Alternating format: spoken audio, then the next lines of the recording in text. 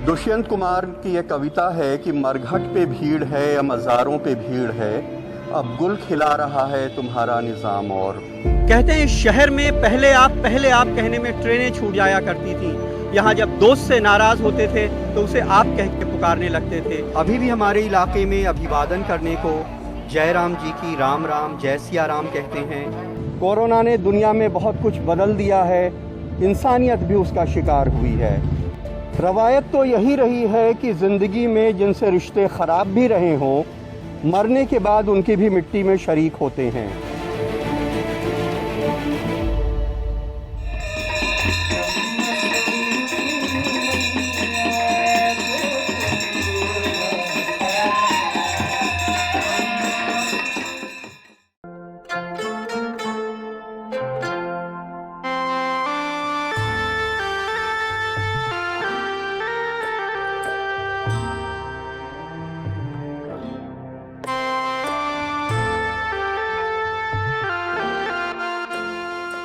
एक दिन साल भर पहले लगभग ये खबर सुबह ट्विटर पे कमाल भाई नहीं रहे। उस दिन मुझे पता लगा कि मैं इस आदमी को कितना जानता था और इनका जाना मेरे लिए कितना बड़ा लॉस हुआ। ये बाद में मैंने इवैल्यूएट किया, बाद में आर्टिकुलेट किया कि अरे तुम तो एक ही बार मिले थे, तुम्हारी तो कुछ बार व्हाट्सएप पे बात हुई, तुम इतने दुखी हो, पूरा दिन सुन्न सा हो गया। और वो शायद बाद में बहुत सोचा मैंने कि ऐसा इतना ज़्यादा मैं अफेक्टेड क्यों फील कर रहा हूँ।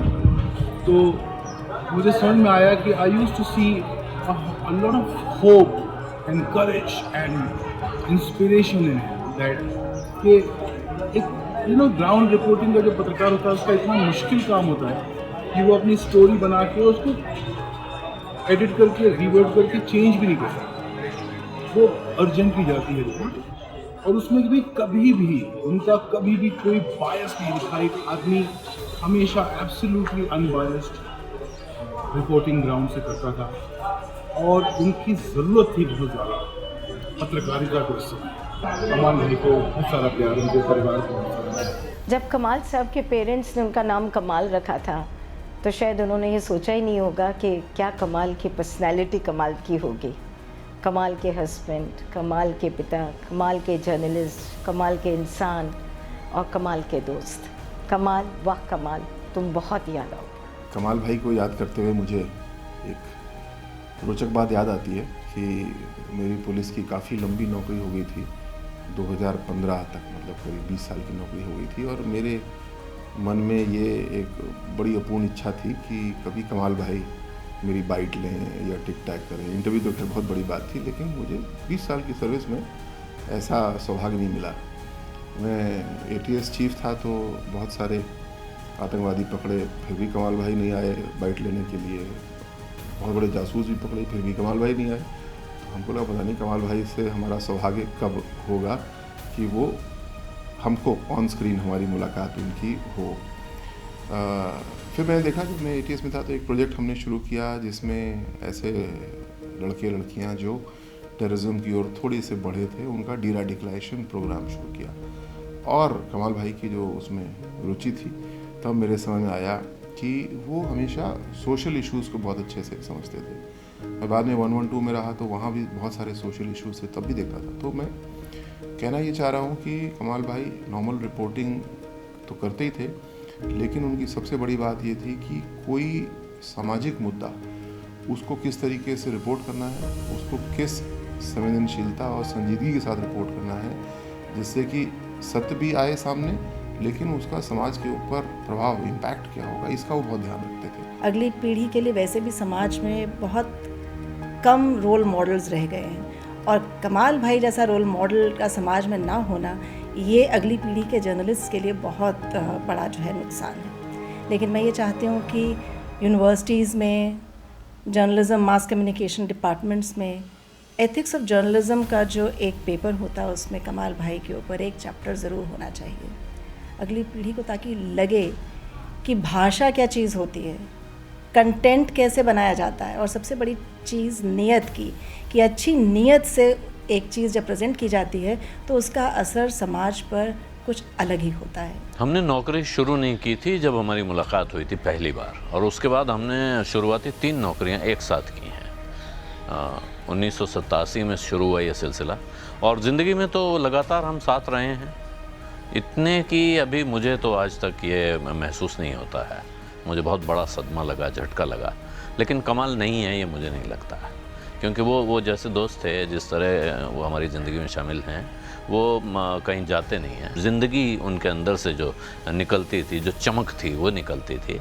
और आज भी बहुत कुछ मुझे लगता है कि वो मुस्कुराने के, खुश रहने के इतने सारे बहाने दे के गए हैं कि हमें उन्हें ही याद करते रहें तो पूरी बची हुई ज़िंदगी निकल जाएगी। कमाल खान के शोहरत में इजाफा करना जो है वो ऐसा है जैसे कि सूरज को रोशनी दिखाना। तो इसलिए मैं आपको कमाल के बारे में कुछ ऐसी चीज़ें बताना चाहता हूं जो उसकी ज़िंदगी के और पहलुओं को दर्शाती है। कमाल खान एक निहायती ज़बरदस्त कनौजियर थे फूल पौधों के, और कई दफ़े ऐसा होता था कहीं दूर दूर ही जाना हो किसी नर्सरी में, अगर अच्छे फूल पौधे लाने हैं तो लंबी ड्राइव पे भी चले जाते थे। और ख़ूबसूरती ये थी कि उनका जो घर पे टेरेस गार्डन है वो एक नायाब किस्म का गार्डन है। मेरा ख्याल बहुत कम लोगों के घरों में उस तरीके के पौधे देखने को मिलेंगे, और बिल्कुल वो शायद तमाम फ्लावर शोज़ वगैरह से भी ज़्यादा खूबसूरत फ्लावर्स वहाँ पे दिखते थे। और खुशी की बात यह है कि उनकी वाइफ रुचि और बेटा अमन अभी भी उसको बरकरार रख रहे हैं। मैं सोच रहा था कि मैं तो कभी उनसे मिला नहीं, ज़ाती तौर पे कभी उस तरह से रूबरू हुआ नहीं। मैं सिर्फ उनकी रिपोर्टिंग या उनके जो भी वीडियोज़ हैं वही देखे हैं। लेकिन एक बात बता दूं कि जब भी मैं उन्हें देखता था हमेशा ऐसा लगता था जैसे मैं इन्हें जानता हूं, और असलियत में तो नहीं जानता था। तो ये भी मालूम था कि मैं जानता तो नहीं हूं, लेकिन जब भी अगर मिलूंगा तो वो भी मुझसे एकदम तपाक से मिलेंगे और उतनी आत्मीयता के साथ मिलेंगे जितना कि मैं उनसे मिलना चाहता हूँ। वो भी नहीं हो सका। लेकिन ये ज़रूर कहूँगा कि हमेशा अच्छे लगते थे। मैं चाहता था न्यूज़ रिपोर्टिंग हो तो ऐसी हो जैसे कमाल भाई करते थे। कमाल भाई और कमाल भाई की ईद बिल्कुल ही ख़ास होती थी। एक एक मेहमान के लिए इतने नफासत से सब चीज़ें पूरे शहर की और घर में एक एक पकवान बनवा के, और जितने शौक़ से वो खिलाते थे, मेरे को नहीं याद आता कि मैंने ऐसी मेहमान नवाजी कहीं और देखी हो।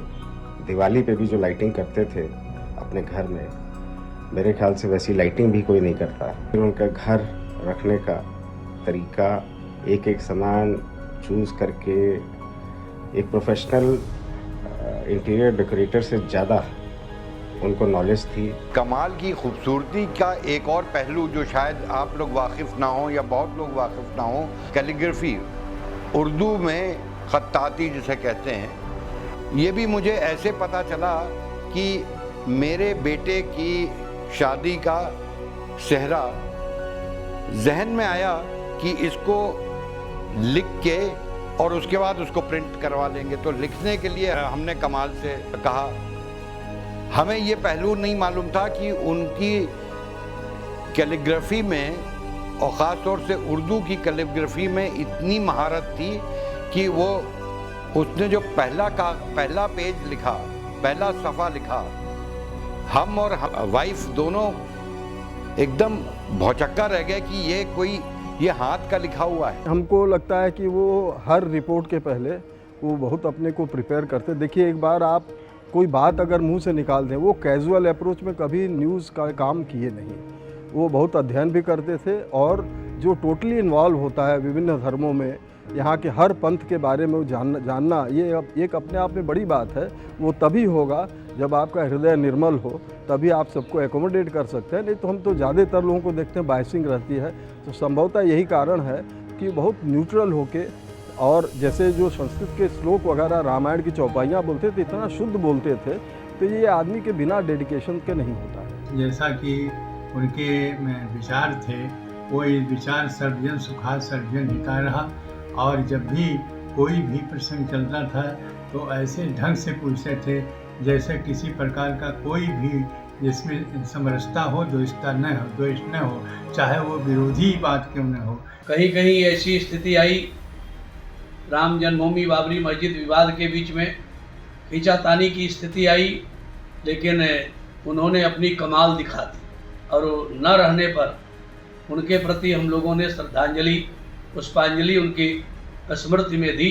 टीवी जर्नलिज्म में ऐसी खनकती आवाज़ें बहुत कम हैं।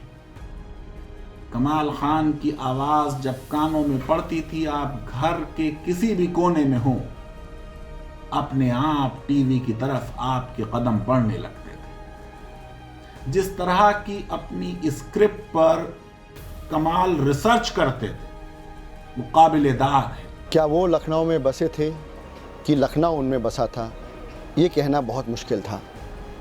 बड़े नेक दिल इंसान और प्योर रिफ्लेक्शन ऑफ गंगा जमनी तहजीब। कमाल भाई के बारे में बात की जाए तो वो खाली एक जर्नलिस्ट नहीं थे, बल्कि अगर बात करें उर्दू की, बात करें ज़बान की, बात करें लखनऊ की, तहजीब की, अदब की, अंदाज़ की, तो इन सबको अगर एक जगह मिला दिया जाए तो वो होते हैं कमाल खान भाई। He was very a family man in a true sense, and at the end he was just Kamal to all of us, somebody who relished my mother-in-law's biryani and who loved to see Ruchi Chachi dress up, and he was like TV wale dada to my son and my daughter. I knew Kamal uncle through my parents, but we share a relationship with each other with kids usually don't share with a family friend, and that relationship began with the first conversation I had with him when I was around 5 or 6 years old.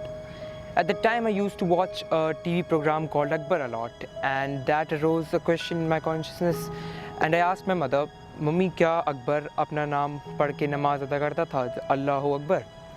And in order to brush that trivial question off, she told me, you should ask that question to Kamal uncle, because as you all knew, Kamal uncle had a lot of knowledge, especially about Islam. The funny thing was I actually did end up asking him the same exact question. And the manner in which he answered that question revealed what kind of person he was. He answered it with such great grace, with such great patience. नीला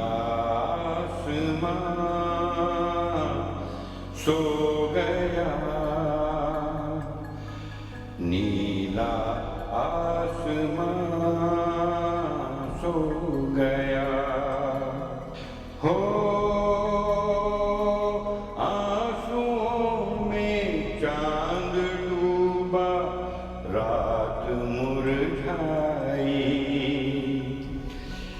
जिंदगी में दूर तक Harry है तन्हाई, जो गुजरे हम पे वो कम है, तुम्हारे गम का मौसम है, नीला आसमां